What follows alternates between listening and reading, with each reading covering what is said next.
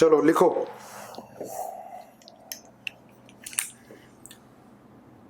Packing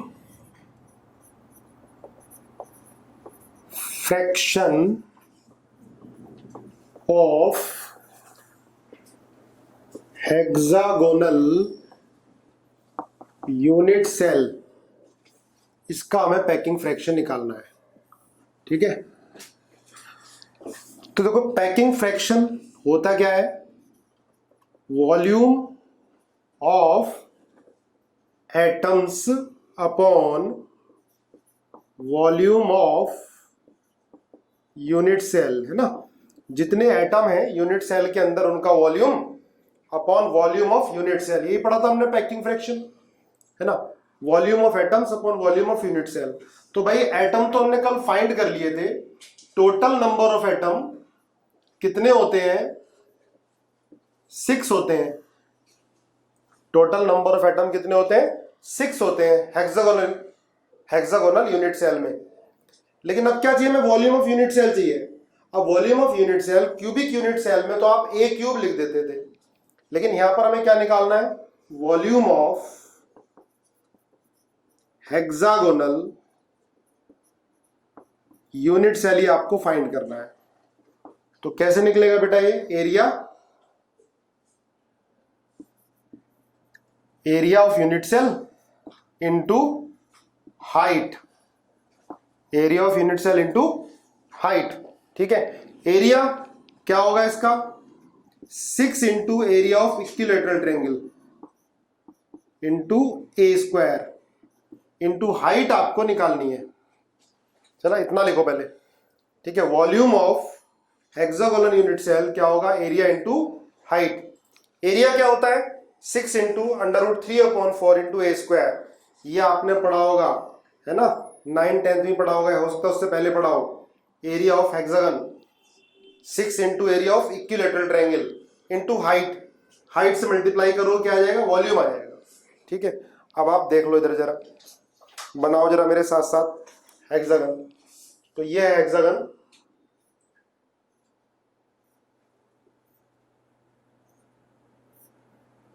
थोड़ा बड़ा बना लेते हैं।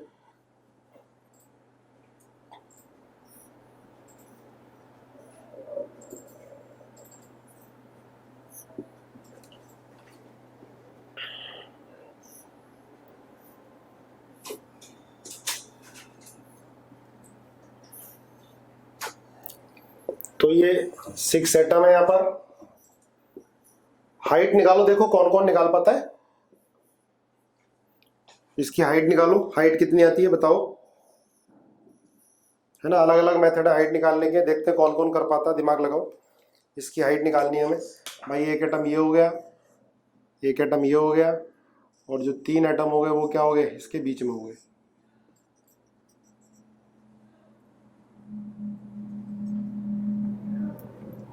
ठीक है, हाइट निकालनी है आपको इसकी, इस सेंटर्स ये हाइट आपको पता करनी है, height of the unit cell, H निकालनी है। चलो भाई कैलकुलेट करो height of the unit cell. Height वे रखोगे यहां पर तो volume of hexagonal unit cell आ जाएगा। चलो दिमाग लगाओ, कौन कौन निकाल पाएगा हाइट, मुझे बताओ इन टर्म्स ऑफ आर। देखो ये तो ध्यान रखना बेटा, ये ए है, ये ए है, ये ए है। अगर इनको आप सबके सेंटर को मिलाओगे तो ये इक्विलैटरल ट्रायंगल बनेंगे। ठीक है, ये दोनों आपस में टच होंगे तो ए इज इक्वल टू कितना आएगा, A is equal to 2r आ जाएगा। ये तो अंडरस्टूड है, ये पता है। Volume of hexagonal unit cell, area into height. Area क्या होता है इसका, 6 into area of equilateral triangle, जानते हो सारे, इंटू एच। कुछ लोगों ने बता दी एच √3r, √3r नहीं होती आयुष, √2/3। कुछ लोग बता रहे हैं जो हाइट आ रही है, ये आ रही है 4 2/3 इंटू r। ये है radius of 2 atom plus diameter of tetrahedral void. देखो अलग अलग तरीके निकाल लिए भाई आप लोगों ने। h into 4√2/3r। ठीक है, चलो देखते हैं ना कैसे निकालेंगे। देखो ये जो है यहाँ पर देखो एक टेट्राहेड्रल, ये 3 एटम है, एक एटम ऊपर रखा हुआ है, एक एटम ये नीचे रखा हुआ है, ऐसे मान सकते हो, है ना। ये 3 एटम है, ऊपर से एक एटम रख दो तो ये टेट्राहेड्रल बनेगा, है ना। ये इंटू दिस, ये अगर इसको निकाल लो आप, ये निकाल ली, इसको 2 से मल्टीप्लाई कर दो, ठीक है, क्या आ जाएगी, हाइट आ जाएगी। अपना अपना तरीका है, अलग अलग तरीके से करने की कोशिश करना है इसको। चलो मैं ट्राई करता हूं एक बार। देखो ये मैंने 3 एटम नीचे रख दिए,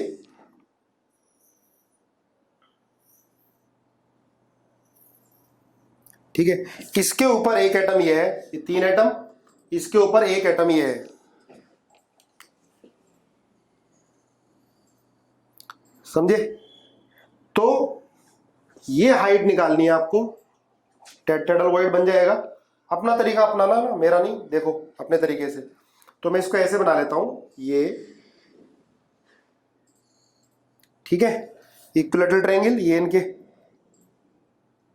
ठीक है, समझे ना, ये इनको मैंने मिला दिया, और ये मीडियन, यहां क्या आएगा, सेंट्रॉइड होगा, इसको मान लो ए बी सी और ये डी, इसको डी बोल दिया, ठीक है। देखो ये क्या होगा बेटा, आर होगा, ये आर होगा, ये 2r होगा और ये 2r होगा। देखो ध्यान से, ये मैंने मिलाए थे, है ना, ये r है, ये r है, ये r r 2r हो गया, ये r r ये 2r हो गया, ठीक है। अब ये डिस्टेंस मुझे बताओ कितनी होगी ये, चलो ये निकाल लो पूरी, ये डिस्टेंस कितनी आएगी, ये वाली, इसको आप बोल दो c, ये हो गया, इसको d बोल दिया, और ये e हो गया। तो आपको CE बताना है कितना होगा, जल्दी बोलो।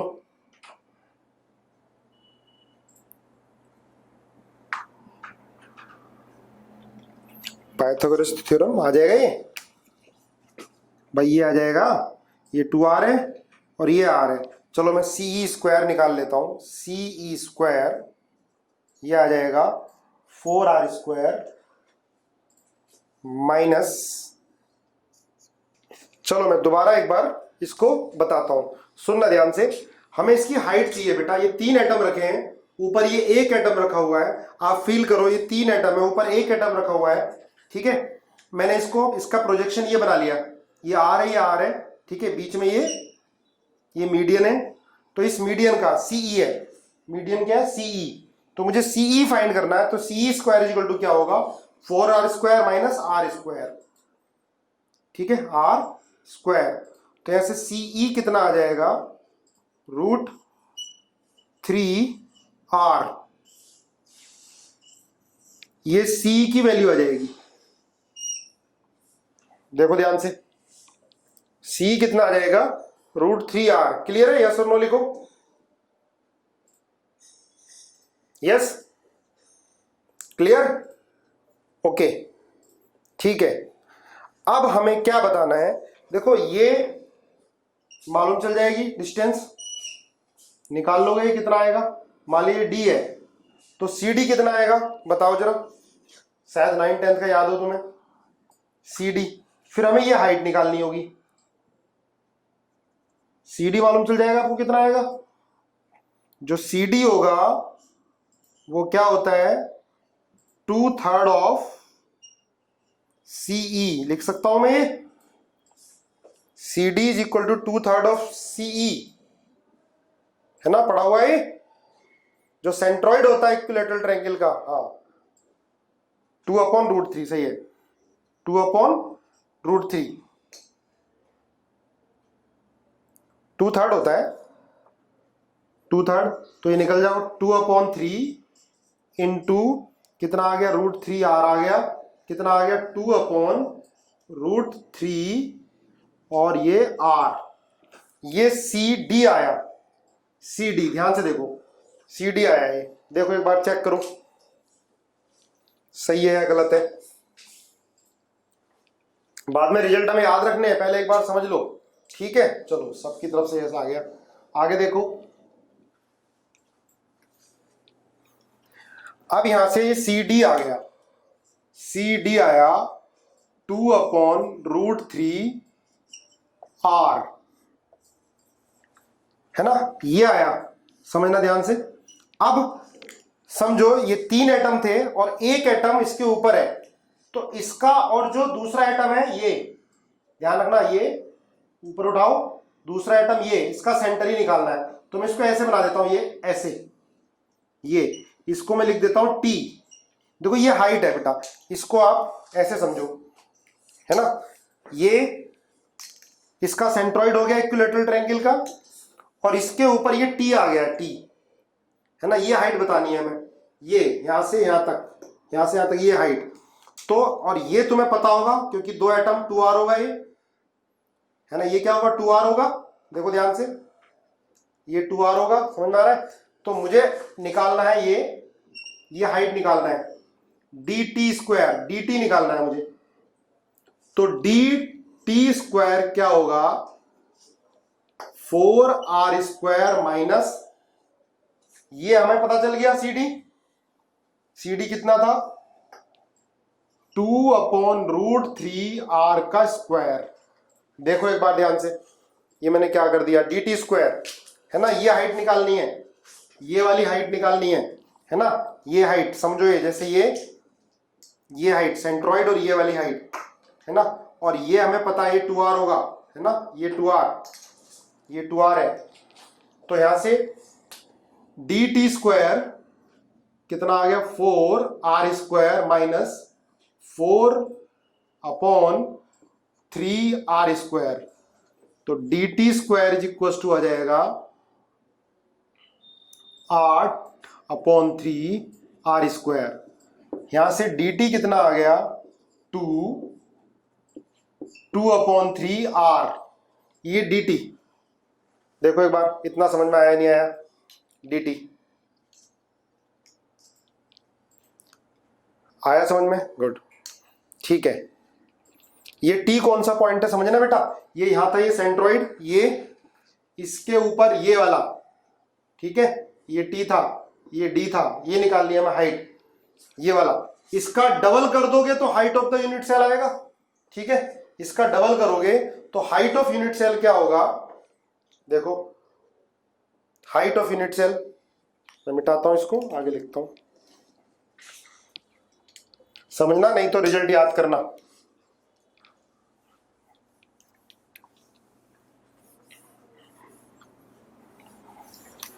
देखो हाइट ऑफ यूनिट सेल क्या हो गया, हाइट ऑफ यूनिट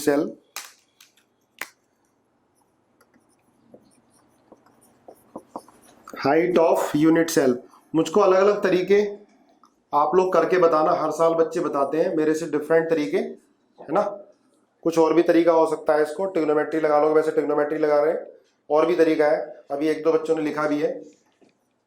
तो ये आएगा बेटा, डबल कर दो 2/dt, तो कितना आएगा, 2 ×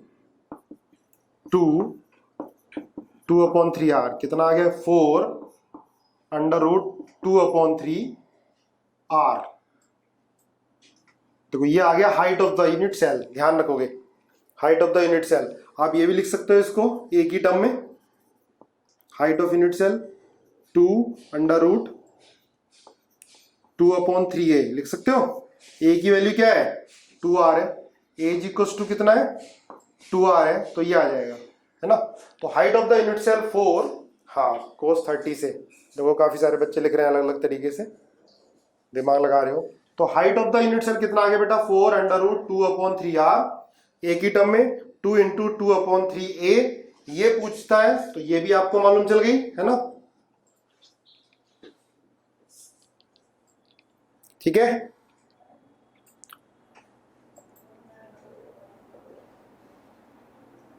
देखो कुछ बच्चे 4R बता रहे हैं, बेटा 4R हाइट नहीं होगी, 4R से कम होगी, है ना, 4R आपने लेयर बना ली होंगी, 3 लेयर है ना, उसमें से R 4R बता रहे होगे, 4R से कम हाइट होगी, क्योंकि वो अंदर गैप में गया ना एटम, तो 4R से कम आएगा, तो ये वैल्यू 4R से कम होगी, 4 × 2/3R, ठीक है।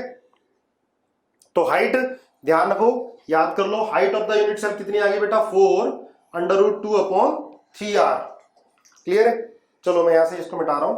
अब हमें क्या निकालना है? वॉल्यूम निकालना है। वॉल्यूम क्या होता है? Area into height. चलो करो, वॉल्यूम निकालो। वॉल्यूम निकालना है इसका, तो वॉल्यूम क्या होगा? Area into height. एरिया होता है 6 into area of equilateral ring is 3/4 a²। a की जगह आप 2r का स्क्वायर लिख सकते हो, इंटू हाइट 4 इंटू 2/3r। देखो ध्यान से एक बार, हाइट 4 इंटू 2/3r कितना आया आंसर बताओ? 4 से 4 उड़ा दो, ये आ गया आपका 24√2r³। देखो मैंने सही लिखा है क्या वॉल्यूम? ये volume of hexagonal unit cell आ गया 24√2r³। रिजल्ट भी ध्यान रखना बेटा, उस समय अगर ये एग्जाम में आ गया तो निकालने का समय नहीं होता हमारे पास, है ना। Volume of hexagonal unit cell कितना आ गया? 24√2r³। और हाइट कितनी आ गई? 4 इंटू 2/3r। ठीक है। अब हमें क्या निकालना है? पैकिंग फ्रैक्शन निकालना है। तो बेटा पैकिंग फ्रैक्शन क्या होगा? वॉल्यूम ऑफ एटम्स, एटम 6 है तो 6 एटम का वॉल्यूम 4/3 πr³ ये हो गया, upon volume of shape hexagon कितना आ गया? 24√2r³। और ये 0.74 ही आएगा, 74% ही आएगा जो फेस सेंटर्ड यूनिट सेल में आया था। ठीक है, जो फेस सेंटर्ड यूनिट सेल में आया था। हो गया? चलो एक बार ट्राई कर लेना। तो एक बार लिख लो ताकि तुम्हें रिजल्ट ध्यान रहे। हेक्सागोनल यूनिट सेल के बारे में एक बार स्पीड से लिख लो ताकि रिजल्ट याद रहे। पहला, नंबर ऑफ एटम्स कितने होते हैं? 6। दूसरा, कॉर्नर पे contribution, contribution at corner of hexagon, corner of hexagon आप लोगों ने बता दिया था कितना था? 1/6। 1/3 लिख रहे हो बीबी हर्षित? 1/6। तीसरा, कोऑर्डिनेशन नंबर कितना? 12। चौथा पार्ट क्या बोलते हैं इसको? HCP। और क्या पैटर्न होता है? AB AB AB pattern. पांचवा, इसके अंदर भी टेट्राहेड्रल वॉइड भी बनते हैं, टेट्राहेड्रल वॉइड भी होते हैं और ऑक्टाहेड्रल वॉइड भी होते हैं। टेट्राहेड्रल वॉइड भी होते हैं और ऑक्टाहेड्रल वॉइड भी होते हैं। ठीक है। छठा, हाइट कितनी आ गई? 4 इंटू 2/3r। सातवां पॉइंट, वॉल्यूम कितना आ गया? 24√2r³। आठवां, पैकिंग फ्रैक्शन कितना आ गया? 74%। इंटरस्टिशियल स्पेस कितना आ गया? 26%। क्लियर है? सारे पॉइंट ध्यान रख लो हेक्सागोनल यूनिट सेल के बारे में। ठीक है, उस समय हम लोग डेरिवेशन नहीं कर सकते, ऑब्जेक्टिव में आएगा तो। क्लियर है?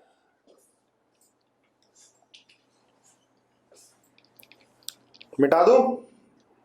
वीडियो पोज्ड, वीडियो फ्रीज हो गई है। अच्छा मैं चेक कर रहा हूं, ये नेटवर्क में प्रॉब्लम हो रही है आज। ठीक है, ठीक हो गई, अपनी प्रॉब्लम होती है वैसे। चलो ऑल राइट। ये सारे पॉइंट लर्न हो गए, ये सारे पॉइंट याद हो गए। देखो सारे पॉइंट हेक्सागोनल यूनिट सेल के लिए। चलो ठीक है, मैं मिटा रहा हूं इसको आज। हाँ, आज थोड़ी सी गड़बड़ हो रही है, मुझे लग रहा है कि प्रॉब्लम है नेटवर्क में।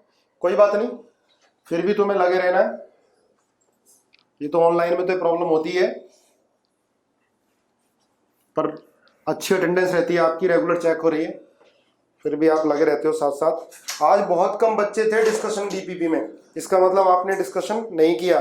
तो बेटा जो नहीं थे, एक बार सॉल्यूशन मैंने सेंड कर दिए, किसी बच्चे ने भेजे थे पर कुछ उसमें गलत भी है तो चेक कर लेना, ये नहीं कि सेम टू सेम छाप लो। चलो अब लिखो लोकेशन ऑफ टेट्राहेड्रल हो गया था, location of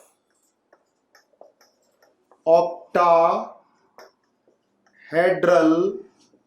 void in face centred unit cell. Note करो, ऑक्टाहेड्रल वॉइड की location face centred unit cell में।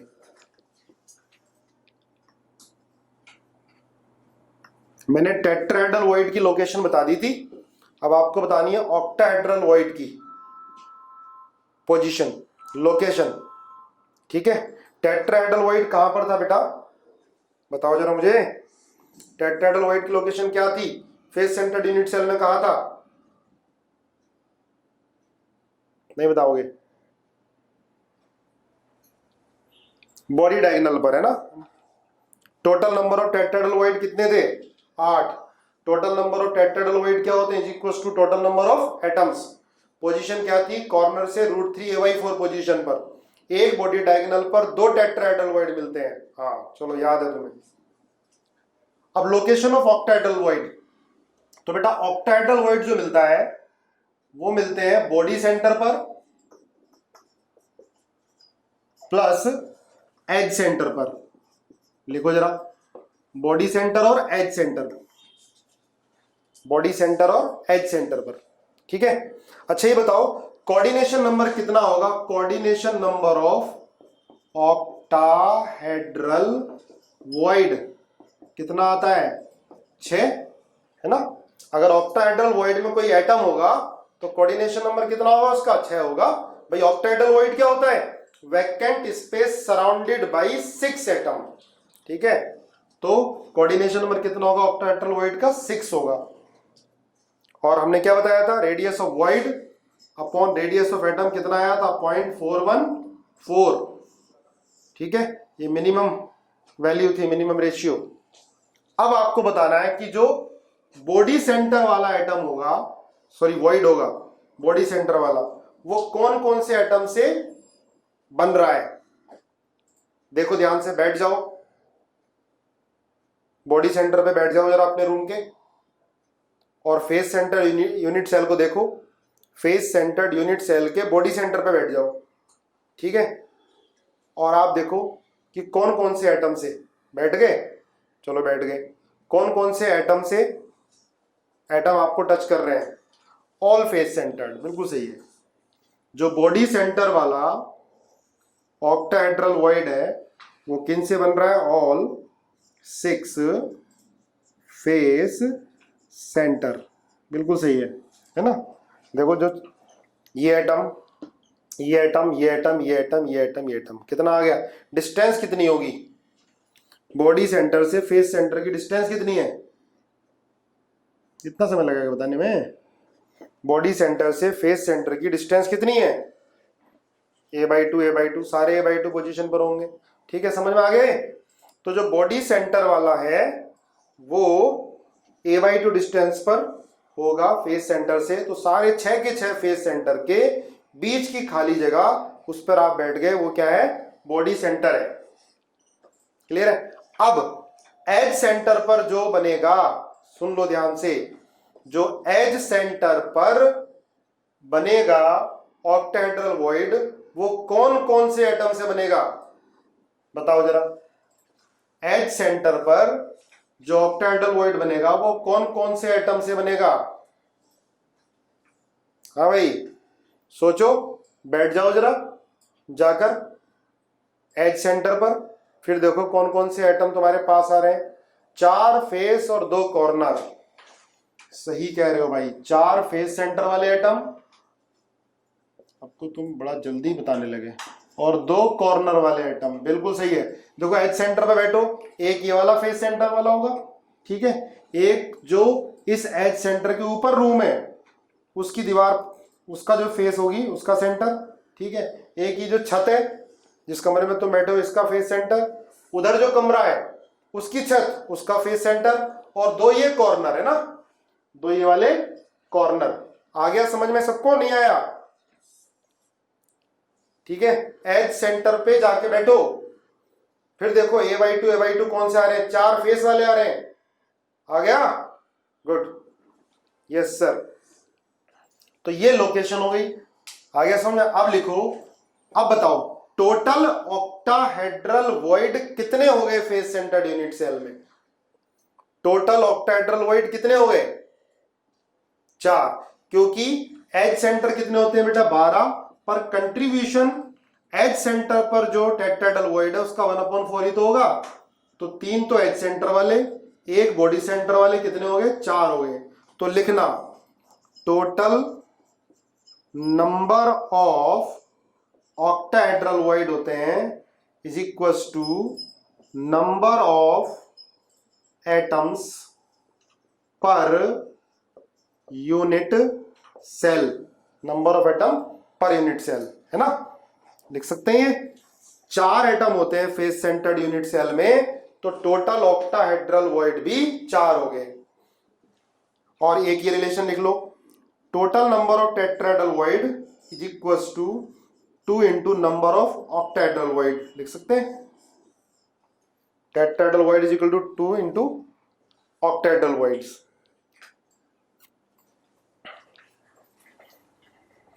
ठीक है भाई, चलो अब एक और, एनसीईआरटी में तो गिवन नहीं है लेकिन पूछा जा चुका है कंपटीशन में। लिखो packing fraction in diamond, packing fraction of diamond, packing fraction of diamond, diamond में पैकिंग फ्रैक्शन निकालना है। तो पहली बात तो ध्यान रखना, डायमंड में कार्बन होगा, है ना, और इसके यूनिट सेल में कार्बन ही कॉर्नर पर होता है, मतलब लेटिस पॉइंट पर कार्बन ही होता है। कार्बन लिख सकते हो कि कार्बन एफसीसी बनाएगा या सीसीपी बनाएगा, इसका मतलब है कार्बन ही फेस पर होगा और कार्बन ही कॉर्नर पर होगा। ये ध्यान रखना, क्वेश्चन में आता है कभी कि भाई ये पर्टिकुलर एटम सीसीपी बना रहा है या एफसीसी बना रहा है, तो इसका मतलब है लेटिस पॉइंट क्या हो गया, कॉर्नर और फेस, तो कॉर्नर और फेस पर क्या होगा, वही एटम होगा। तो कार्बन एफसीसी बना रहा है, कार्बन ही फेस पर और कार्बन ही कॉर्नर पर, एफसीसी मतलब कॉर्नर और फेस पर एटम होते हैं। और बेटा कार्बन ही होते हैं हाफ ऑफ टेट्राहेड्रल वॉइड पर, कार्बन ही होते हैं हाफ ऑफ टेट्राहेड्रल वॉइड, और कह सकते हो ऑल्टरनेट टेट्राहेड्रल वॉइड। ठीक है, कार्बन ही फेस पर है, कार्बन ही कॉर्नर पर है, और कार्बन प्रेजेंट है हाफ ऑफ टेट्राहेड्रल वॉइड में। तो आपको बताना है total number of carbon atom, पहली बात तो total number of carbon atoms बताने हैं। ठीक है, देखो पैकिंग फ्रैक्शन पूछा गया है, एनसीईआरटी में नहीं दे रखा, पर डायमंड का पैकिंग फ्रैक्शन पूछा गया है एग्जाम में। तो टोटल नंबर ऑफ एटम्स कितने हो गए, तो ऐसी बात मत करो 4 कहां हो गए यार, ऐसी गड़बड़ बात कर रहे हो। दीप का आंसर सही आया 8, टोटल नंबर ऑफ एटम 8 होंगे, 8 होंगे नहीं होंगे भाई। मैंने बोला कॉर्नर पर है तो कॉर्नर 8 इंटू 1/, फेस पर बोला तो 6 इंटू 1/2, ठीक है, plus half of tetrahedral void. Total tetrahedral void कितने होते हैं, 8 होते हैं, उसका आधा कितना हो गया, 4 हो गया, तो 4 + 4 कितना आ गया, 8। तो ध्यान रखना डायमंड के यूनिट सेल में total number of carbon atom कितने होते हैं, 8 होते हैं। डायमंड के यूनिट सेल में total number of carbon atom कितने होते हैं, 8 होते हैं, ये ध्यान रखोगे। ठीक है, अब मुझे बताओ ए और आर में रिलेशन आ जाता ऑब्जेक्टिव में question, relation between A and R क्या होगी, ए और आर। एक बात दोबारा बता दूं बेटा, यूनिट सेल में डायमंड के कार्बन ही फेस पर होंगे, कार्बन ही कॉर्नर पर होंगे, और कार्बन ही होते हैं हाफ ऑफ टेट्राहेड्रल वॉइड में, हाफ ऑफ टेट्राहेड्रल वॉइड।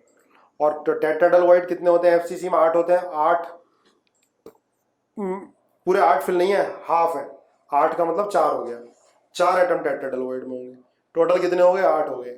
ए और आर में रिलेशन अभी तक किसी ने नहीं बताया, ए इज इक्वल टू 2r बता रहे हो, वो गलत है, गलत है गौरव। ए इज इक्वल टू 2r कहाँ होगा यार?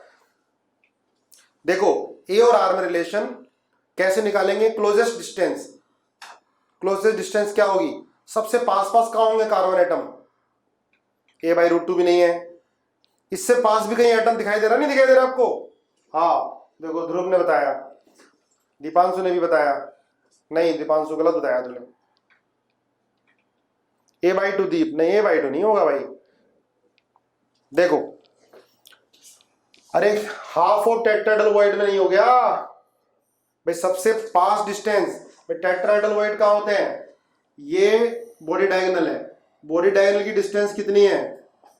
√3a है। तो आपको क्या बताया था? टेट्राहेड्रल कहाँ होता है?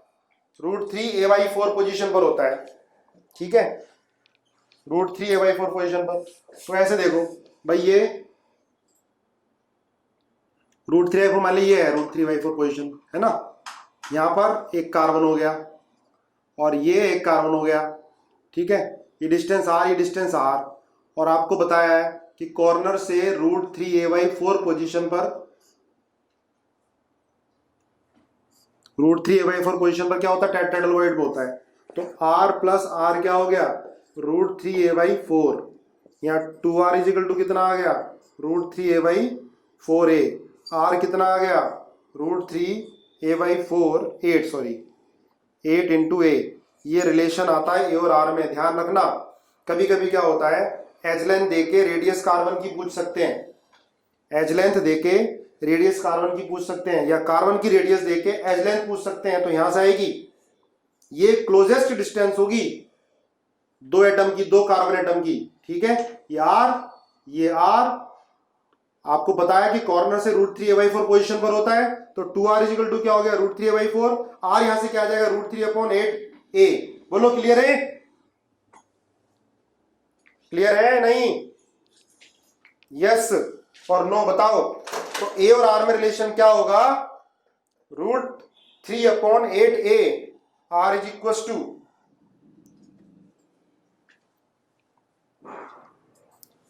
बेटा टेट्राहेड्रल देखो ना कहां होता है, टेट्राहेड्रल देखो कहां होता है। टेट्राहेड्रल जो होगा, टेट्राहेड्रल में भी कार्बन एटम है और कॉर्नर पे कार्बन एटम है, और कॉर्नर से टेट्राहेड्रल की पोजीशन क्या होती है? √3a/4। तो ये डिस्टेंस क्या होगी? देखो ये आपस में टच होंगे, r plus r is equal to √3a/4, ठीक है। क्लियर है?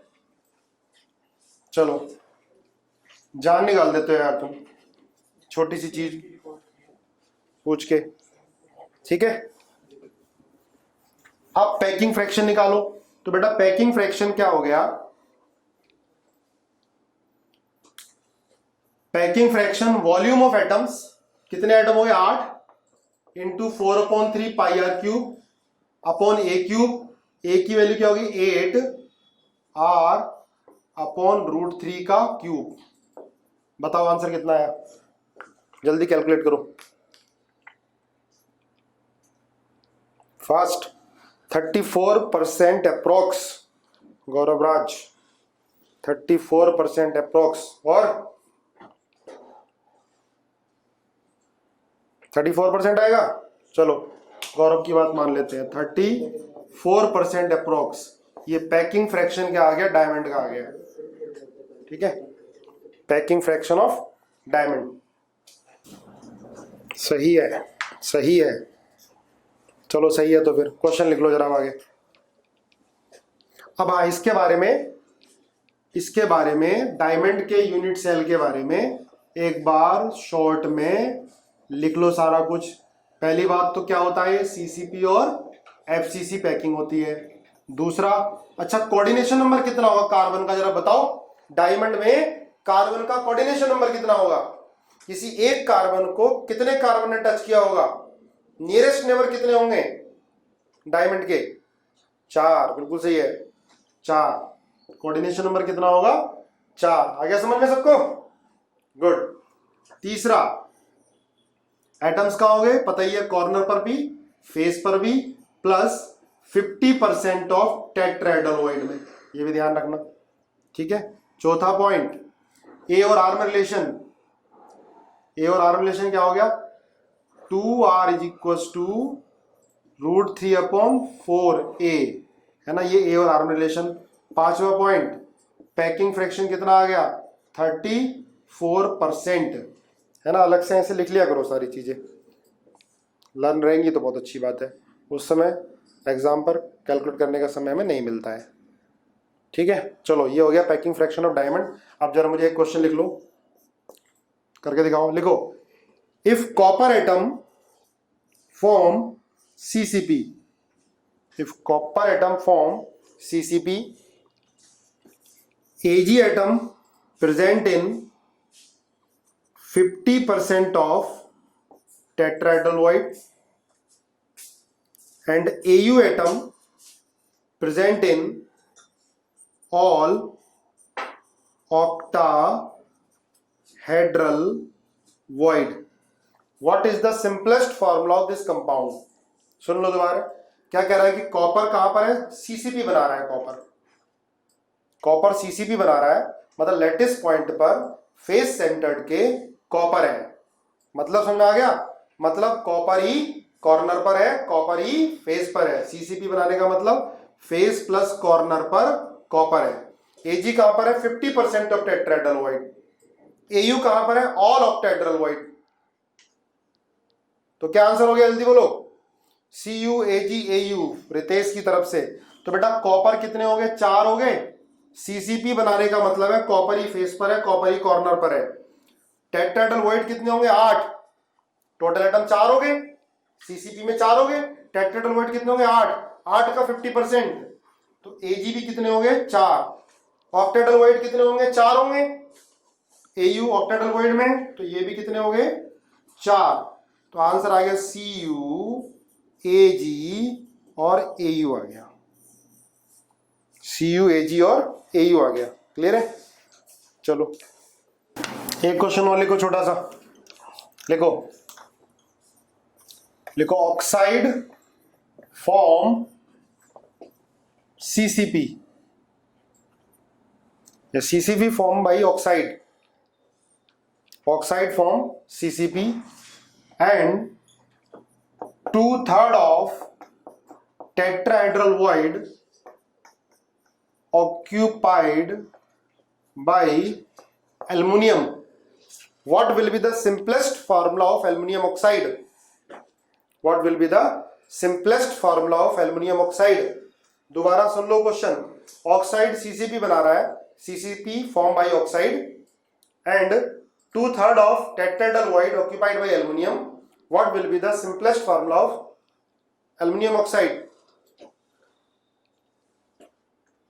क्या आंसर आया, ठीक है। देखो कैसे करोगे भाई, ऑक्सीजन कितने हो गए, 4 या n मान लो, तो टेट्राहेड्रल वॉइड कितने हो जाएंगे, 2n, या सिंपल कर लो भाई। ऑक्साइड कितने हो गए, 4। नंबर ऑफ ऑक्सीजन एटम, ध्यान रखना ऑक्साइड फॉर्म CCP या FCC एक ही बात है। इसका मतलब कॉर्नर और फेस पर क्या होंगे, ऑक्सीजन होंगे।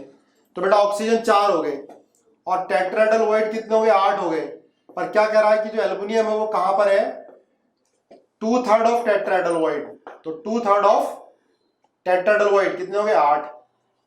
क्लियर है। तो एल्युमिनियम कितना आ गया यहां पर, ये आ गया आपका 16/3। अब एल्युमिनियम 16/3 आ गया, ऑक्सीजन कितना आ गया, 4 आ गया। ठीक है, 4 से डिवाइड कर दो तो ये कितना आ गया, 4/3O। अब 3 से मल्टीप्लाई करो तो Al4O3, ये आएगा Al4O3। ठीक है, ये हाइपोथेटिकल क्वेश्चन है, वैसे फॉर्मूला तो Al2O3 होता है एक्चुअल में इसका। ठीक है, ये आया आंसर, यस और नो। हेडिंग डालो, density of metal. Next heading बहुत इंपॉर्टेंट है, ये है तो एक ही फॉर्मूला पर आता जरूर है क्वेश्चन, बोर्ड में भी मिल सकता है आपको और कंपटीशन में भी। Density of metal by using parameter of unit cell. Density of metal by using unit cell, by using by using parameter of unit cell, ठीक है, या unit cell dimension, by using unit cell dimension, by using unit cell dimension. देखो हमें metal की density निकालनी है। अगर हम मेटल के एक छोटे टुकड़े की डेंसिटी जो होगी वही उस पूरे मेटल की डेंसिटी होगी या अलग होगी, ये बताओ। आयरन का छोटा सा टुकड़ा हमने ले लिया या आयरन का यूनिट सेल ले लिया, तो जो यूनिट सेल की डेंसिटी आएगी वही डेंसिटी होगी मेटल की, उससे कम ज्यादा होगी, सेम होगी। क्यों सेम क्यों होगी? सही बात है, सब लोग सेम लिख रहे हो, तो सेम क्यों होगी? क्या रीजन दोगे?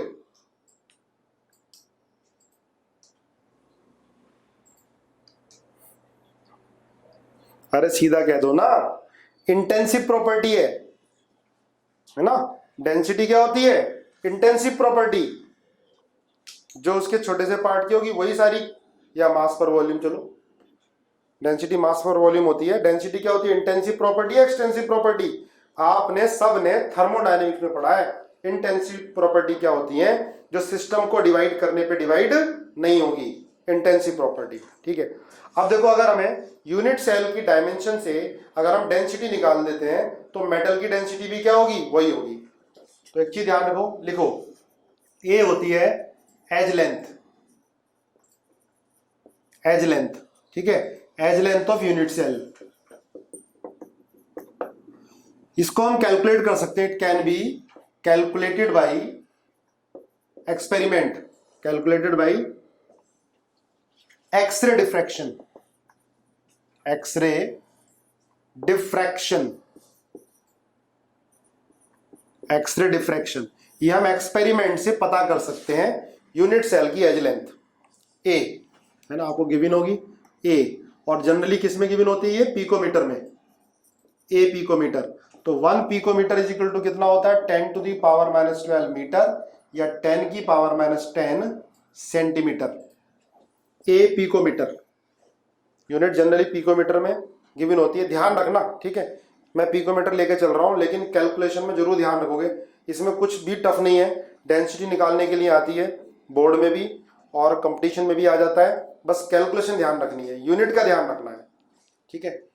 मान लिया मोलिकुलर वेट है एम, स्मॉल एम है, मास ऑफ सिंगल एटम जो यूनिट सेल में है, कैपिटल एम ये है मॉलिक्यूलर और atomic mass, atomic mass of metal.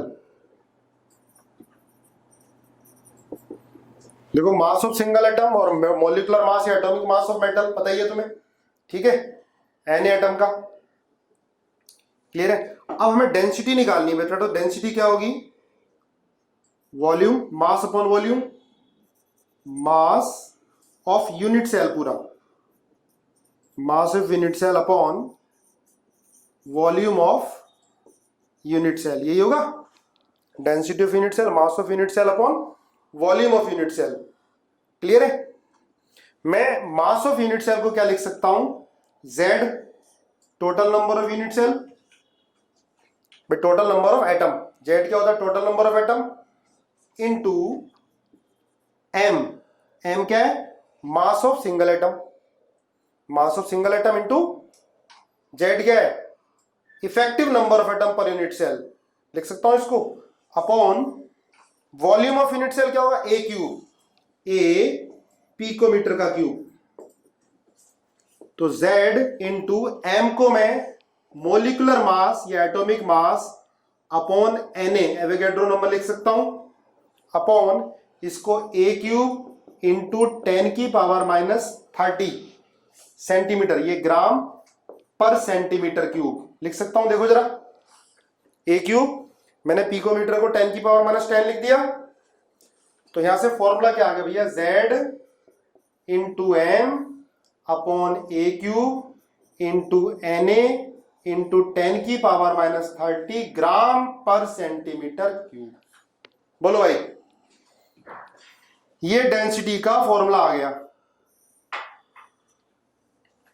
ठीक है। Z क्या है? Effective number of atom per unit cell. M क्या है, ये अब मॉलिक्यूलर मास है या एटॉमिक मास है ना, एन एटम का जो होता है ना, मैंने इसको मास ऑफ सिंगल एटम को कन्वर्ट कर दिया, लिख सकता हूं मास ऑफ सिंगल एटम को एटॉमिक वेट या gram atomic weight upon N A, clear है, अपॉन ए क्यूब इंटू एन इंटू 10 की पावर माइनस 30। ध्यान रखना जब पी को मीटर में गिवन है तब 10 की पावर माइनस 30 है, तो यूनिट क्या आ जाएगी, ग्राम पर सेंटीमीटर क्यूब। ठीक है, मास भी ग्राम में लिया, ग्राम पर सेंटीमीटर क्यूब, इस समय जो यूनिट है ग्राम पर सेंटीमीटर क्यूब में, पर आपको ध्यान रखना जब भी एग्जाम में आएगा। अच्छा जेड, जैसे जेड सिंपल यूनिट सेल में क्या होगा 1, जेड क्या है बेटा, जेड है rank of unit cell, rank of unit cell. Z 1 किस में होता है, सिंपल यूनिट सेल में, प्रिमिटिव में, प्रिमिटिव में। जेड 2 किस में होगा, बॉडी सेंटर्ड में। जेड 4 होगा किस में, एफसीसी में। जेड क्या, रैंक ऑफ यूनिट सेल या effective number of atom per unit cell. ठीक है, कई बार बता दिया आपको ये तो, effective number of atom per unit cell. M क्या है, एटॉमिक मास। चलो क्वेश्चन करते हैं इस पे कुछ, लिखो जरा एक क्वेश्चन लिखो। लिखो N element has a BCC structure, N element has a BCC structure, N element has a BCC structure, BCC structure लिख लो, an element has a BCC structure of edge length, of edge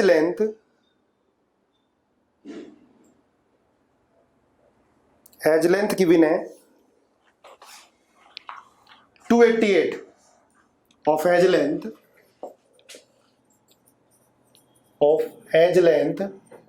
288 picometer, of edge length 288 picometer. The density of the element is,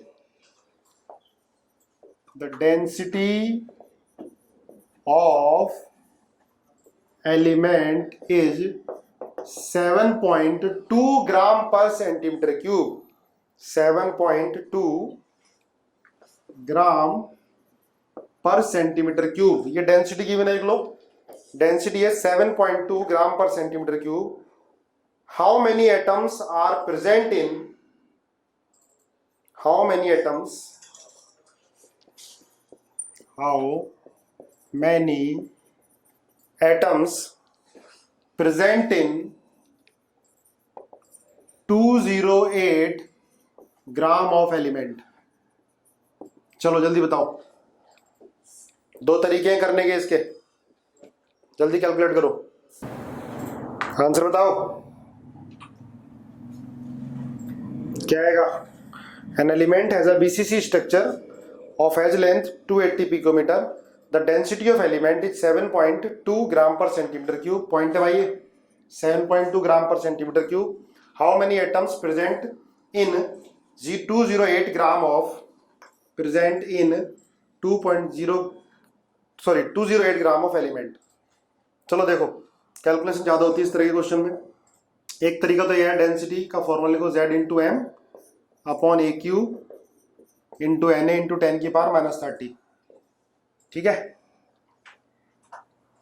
as length 288 दे रखी है, ए given है इसमें, और Z कितना होता है 2 होता है, Z 2 होता है।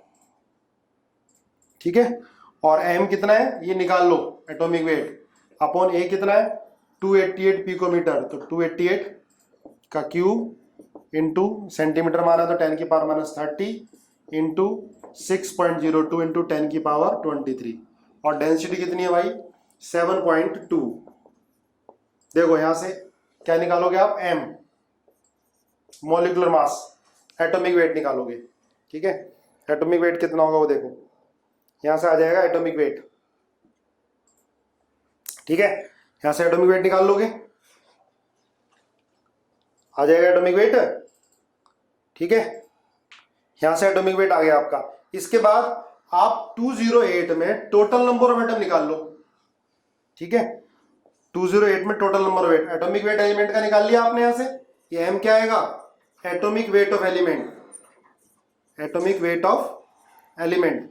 इसके बाद आपने मोल तो पढ़ा ही है भाई, मोल अगर वेट गिवन हो तो किससे डिवाइड कर दो, एटॉमिक वेट से। ठीक है, अगर नंबर ऑफ एटम्स गिवन हो तो किससे डिवाइड कर दो, Na से। तो हमें नंबर ऑफ एटम निकालने हैं। वेट कितना दे रखा है, 208। एटॉमिक वेट आपने निकाल लिया जो भी आया है। ठीक है, नंबर ऑफ एटम आपको निकालने हैं, total number of atom into क्या आएगा, Na इनटू Na आ जाएगा। तो यहां से नंबर ऑफ एटम कितने आ जाएंगे भाई, नंबर ऑफ एटम्स एलिमेंट में कितने आ गए, 208। ठीक है, into Na upon atomic weight. ठीक है, एटॉमिक वेट फाइंड कर लिया आपने। ये क्या आ गया, नंबर ऑफ एटम आ गए। लेकिन पूछा क्या है, नंबर ऑफ, अच्छा नंबर ऑफ एटम ही पूछे, नंबर ऑफ एटम आ गए। ठीक है, 2.3 Na, 2.3 Na आंसर आ रहा है। चलो मेरे पास आंसर है, मैं देख के बताता हूं कितने आ रहे हैं। आंसर आएगा 24.16 इंटू 10 की पावर 23 एटम्स। 24.16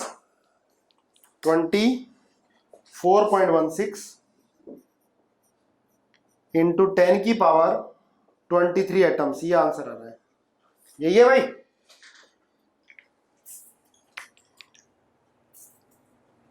4 मोल। ठीक है, काफी बच्चों का पहले ही आ गया था, बहुत बढ़िया।